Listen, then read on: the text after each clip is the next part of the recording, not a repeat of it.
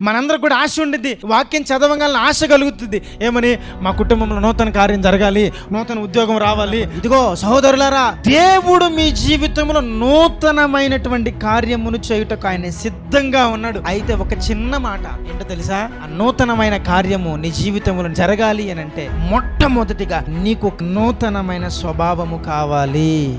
నూతనమైన స్వభావమును కలిగినటువంటి వారే నూతనమైనటువంటి కార్యాన్ని పొందుతారు. నూతనమైన స్వభావము నీకు కలుగునట్లుగా నీ జీవితాన్ని దేవునికి అప్పగిస్తావా?